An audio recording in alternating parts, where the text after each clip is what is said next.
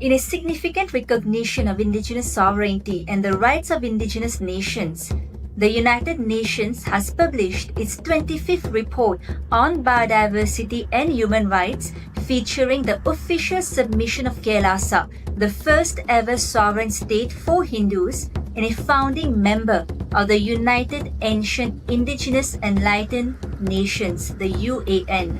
In publishing the report, the United Nations has reaffirmed the Juridical Statehood of KAILASA, lending legitimacy to its sovereign operations under international law and affirming its right to participate in global multilateral dialogues as an indigenous nation-state.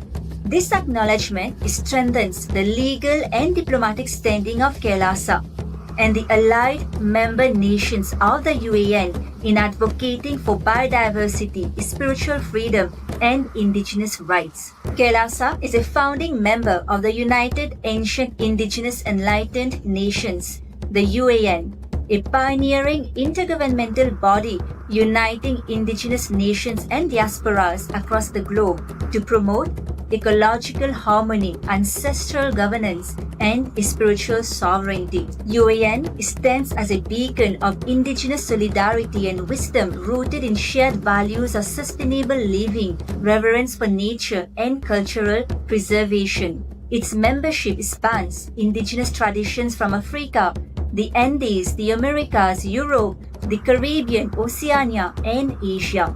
As the world faces mounting ecological collapse and social unrests, UAN affirms that indigenous communities hold vital time-tested solutions from regenerative land management and holistic healing to youth empowerment, intercultural dialogue, and ethical economic models. Through UAN, KAILASA actively contributes its ancient Hindu ecological frameworks to global collaboration, forging alliances with other spiritual and indigenous leaders to co-create pathways for biodiversity protection, climate resilience, and lasting peace.